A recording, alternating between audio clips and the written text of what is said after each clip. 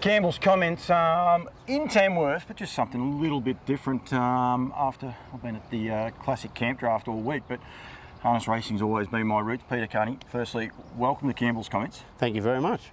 And thanks for having me here. Busy little day for you too, so I just got here at the right time, otherwise I might be hanging around all day if I wasn't on time. Exactly, we've got doing interviews this morning for another track assistant track curator to help Patrick here, who does the track. He's in charge of the track.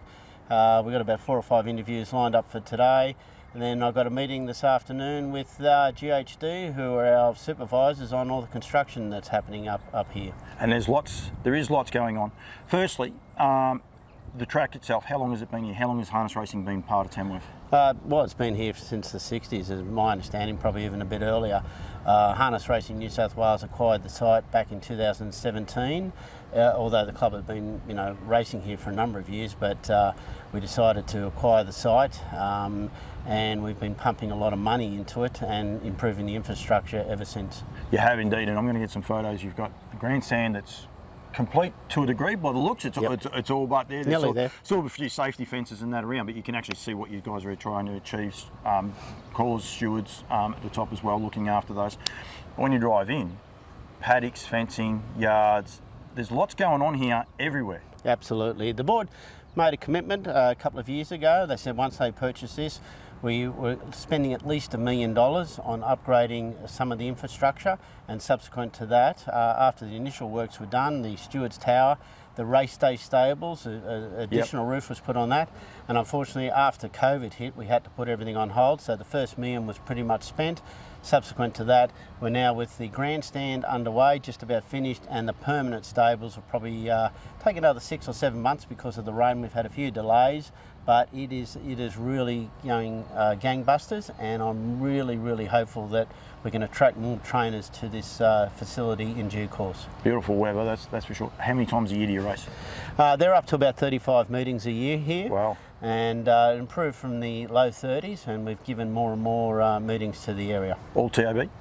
Yes, all TAB meetings. Yeah. That is good. That's terrific, and it would be I suppose an essential part of the community here as well. If you've got that many meetings, there'll be lots going on for sponsors in the area and things like that as well. Correct. And the club is, you'll see around the track, there's a number of signs for all the sponsors they've got, especially on the back straight there. They've gone out and got all those sponsors, and I'm sure as we build up and as things improve, we get more trainers here, I'm sure there'll be scope for more sponsors to come along, because they'll get a very good bang for their buck. We'll get on to the trainers in a minute, and I might even go down, might be able to catch an interview with 1 or 2 of the guys down there in a sec, but 800 metre track here, they get access to it all the time, all year round? All year round, yeah, pretty much, and Patrick, as I said, he's the track curator here. He keeps it in fine condition, and also got the jog track on the inside there, so they're here early in the morning and late in the afternoon, and except on race day obviously, and where he just puts the finishing touches to it and hands it over, and he also does the work on actual race day too. I was talking to Peter Nugent last night. You were there as well with the standard rehoming, and I think he said to me, was there down to about 16 horses at one stage being worked on the track here? Yep, and now through the improvements we've made, we've got anything up to 11 trainers now and 88 horses. So which is huge. It's going gangbusters, and we're very happy about it. And from a harness point of view, I think that's enormous. The fact that you can actually physically see growth, because if you've got down to 16 horses and numbers have only just dropped down, because I think we were told just there before it was nearly 100 being worked, so it'll just fluctuate a little bit and go from there. Pretty central too. Like for me, you're a long way from nowhere because I come from Bendigo. But what are you, about 3 and a bit hours from Sydney? 4.5 actually. 4.5 from Sydney. So they can still make Menangle, but there's plenty of other tracks from here. Newcastle. You got Newcastle about 3.5, 3 and a bit hours away. You're also racing two meetings a year: Inverell, Narrabri, and Armidale. And how far across the border? Narrabri probably the furthest away, about 2 hours I think from memory. Yeah. So. But Inverell just up the road, an hour and a half. And then of course the other big race track down at Newcastle, where there's about 77 meetings a year. With the facilities out the back, there's paddocks and the likes. There was a lot of works getting done as I drove in and the likes. Where did the club envisage it finishing? Like, how far do you?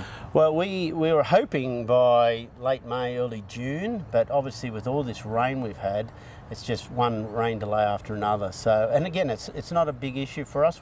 As we've said to the builders, we're not here in a hurry. We'd rather get it done and get it done right, so that there's, if you rush things, you tend to make mistakes and problems. We'd said just get it done, make sure it's done properly, and then, if it's July, August, so be it. The trainers, they get stabling and access to those paddocks? Yes, yeah. Yep. So what we're doing is we're doing one block at a time. So anybody who's in the initial stables, as you drive in, they would have been moved to another area, and we do the first block up. Once it was finished, we'll move trainers into that area, and we'll gradually do the 4 separate barns over those next 4 to 5 months. The stabling, how many, if a trainer wants to come in, can they get a stable complex, or they can just have one box if they wanted to? Yeah, they can have one box if they need to, but we obviously prefer some with 4 or 5, 6, half a dozen, because each of the stable areas has a food, for their feed room and attack room. Yep. So that's all been built on, and in due course we'll probably put covers over some of the stable areas, and we'll look at putting more outside yards and things like that in as time goes on. As far as lifestyle goes, and for young families that want to get involved in the horse industry, we all want everyone to stay in harness racing. From the daughter, the son, everyone like that. This is a huge horse area. There's so much to offer for families that if they're thinking about how have a sea change, we know we're near the ocean, but have a change and change things up. So it'd be a great place to start, especially for young families who want to stay into horses. Absolutely, and leave your horses here overnight, and find accommodation in town, whether you buy or lease a house. So be it. But it is a great town to be in, and like our track manager here, who just walked off. Oh yes, sorry. Leanne Flower, she's moved up from Sydney. She and her husband have settled in up here about 2 or 3 years ago. So she obviously likes the lifestyle and thinks it's been fantastic. And when you look at the improvements that the council have made to this great city, I'll call it a city, over the years, it's just been fantastic. And last night again, like I said, we were at Tamworth, and this won't be going up until the week after, but we were there for the standardbred rehoming and all the rest. But this council are right behind horses, aren't they? Oh, absolutely. You look at ALEC and I was just astounded at the number of trucks and the number of people there last night. I just looking around, you're thinking, hell, I thought it was just going to be a small little horse show with a few cattle. But you look at the number of horses, the cattle, everything around there. The people, when I came back from the presentations around 8 o'clock, there must have been over 1,000 people on that western side of that arena, and I was just astounded. And the car park was still full at 8:30 as I was leaving. Yeah, just all horse lovers, effectively. They're people that love horses, love what's going on, and exactly. It's great. All right, thank you. I haven't held you up too much. We've got to eat. Robert's a bit late, but that's okay. He'll be fine, and he won't be far off. But thank you very much for showing. I'm going to go get some footage, and we'll overlay over the top. But well done for what you guys are doing in Tamworth, and thanks for giving me 5 minutes. And well done for last night, because if people still haven't seen it by now, they're crazy. They just go sit back and watch it, because that was just sensational. And exactly right. And that's what we need to do with horses. Once they finish racing, get them into the rehoming program.